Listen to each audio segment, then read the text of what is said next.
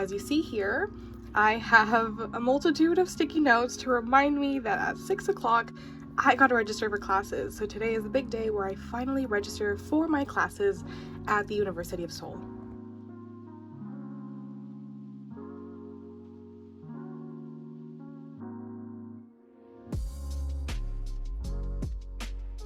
When you are going to register for your classes at the University of Seoul, like a week or two or something, you'll get an email that contains your temporary password and ID number. So you will use that to access this international course registration system. In there, you're gonna log in. There's a whole manual that'll tell you. It's this manual that I'm looking at right now. It's called the Manual for UOSCRS. It's super helpful and really clear. It covers pretty much anything you can think of. But yeah, so you're gonna go ahead and log in, and then you're going to go and create a different password for yourself, because they give you a temporary password. After you create your own password, you're good to go, and you can look at all the classes, like the catalogs. I think there was only 7 classes available for me. Sorry, 70 classes available for me. And then I looked through all of them, looked at the syllabus, and chose which one worked best for what I wanted to do. So right now it is 5:52.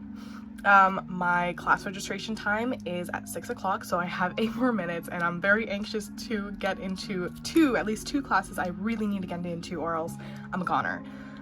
So right now I have my manual up. I also have my course registration guidelines here, which doesn't really say a lot.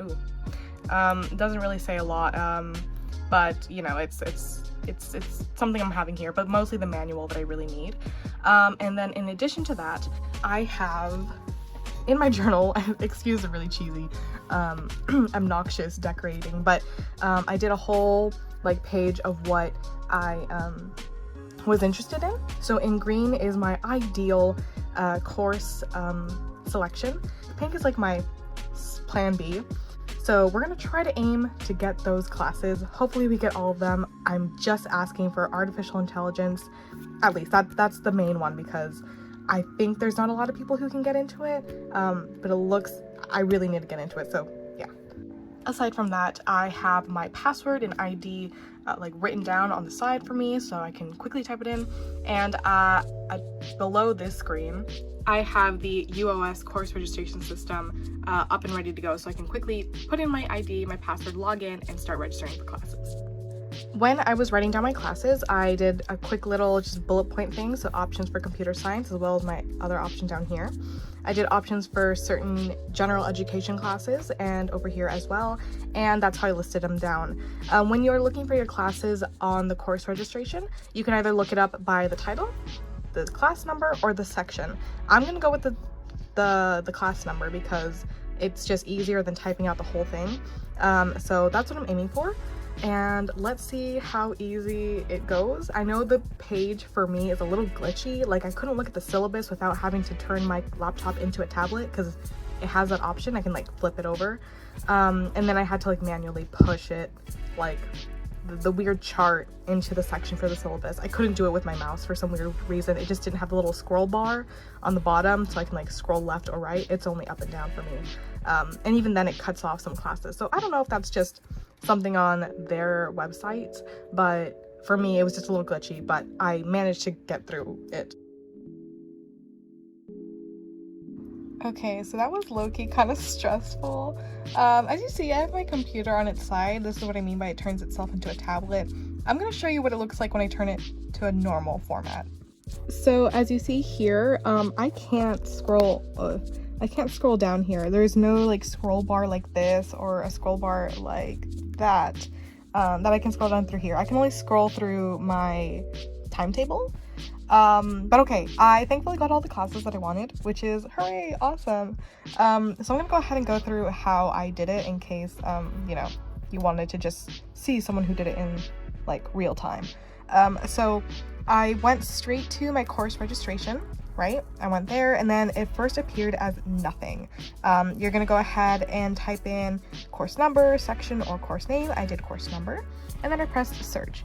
Despite the fact that the search button will be in blue, you'll press that, and then you're gonna go ahead and look for the class you wanted, press apply, and then for me, a little pop-up came up the top of my screen, and then it was like Korea, or what was it, like UOS, Korea, whatever, apply, and then you're gonna press OK, and then that is going to be added here. For example, artificial intelligence, right? So I just added it to my registered courses.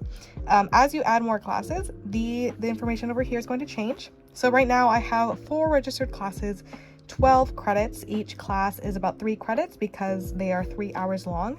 It seems like every single class is 3 credits, like minimum. I haven't seen one that isn't 3 credits, but this might change in the future.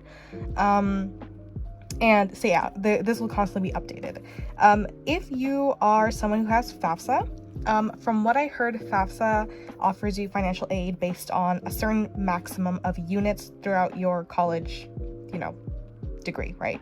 So at one point, if you exceed that units, then you will have to either try to create another form so FAFSA can continue to help you, or then pay that off. So I have only 4 classes a week, which seems very little. I literally just have 1 class Monday, 1 class Tuesday, and then 2 classes on Thursday. So Wednesday is free and Friday is free, giving me a 3-day weekend, which is exciting. I like that. But the Wednesday just feels off. I feel like I should take another class. But realistically, I'm taking 1 major class, 1 upper division, 1 other upper division, and then Korean being my fun class.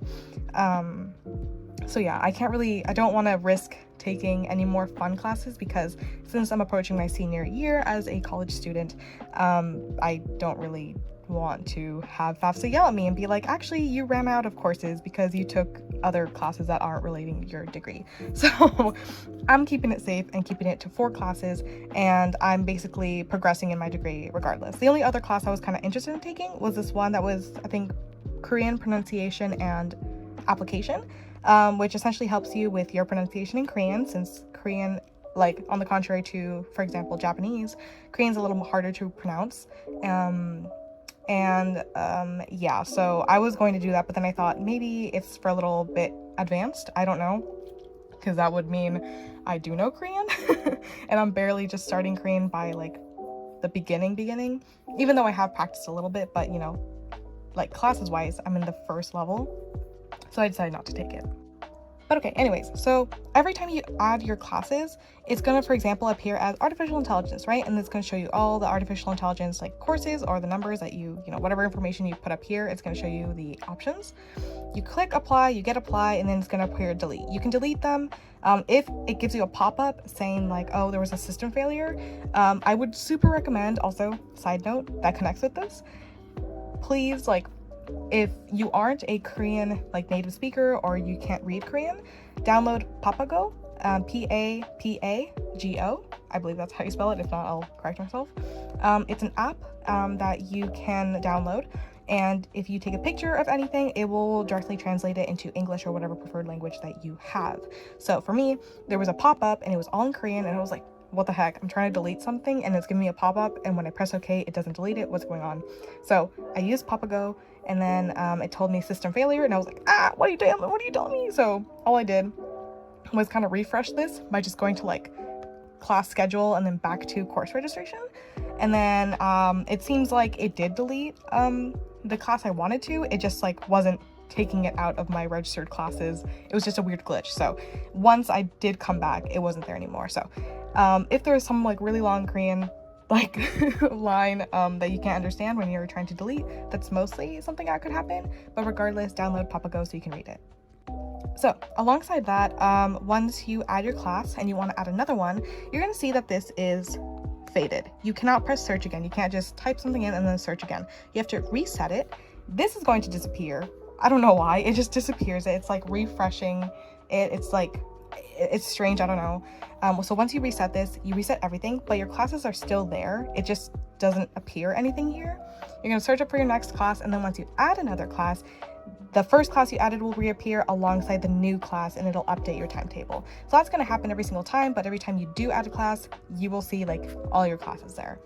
I went to timetable here to see if it did have my classes. For me, it doesn't appear like it has any of my classes.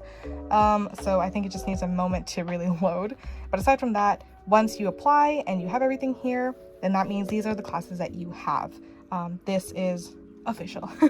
So yeah, that is I guess a little rundown on the courses, and I think that's all I really have to say regarding the in-moment thing. I guess I'll go on to just some conclusions and some last minute tips. Something I really want to point out is if you're going to study abroad at the University of Seoul for computer science, realistically there's only like 2 classes that you could take, one being artificial intelligence and the second one being something about knowledge and hold on, I literally have it right here, knowledge representation and reasoning.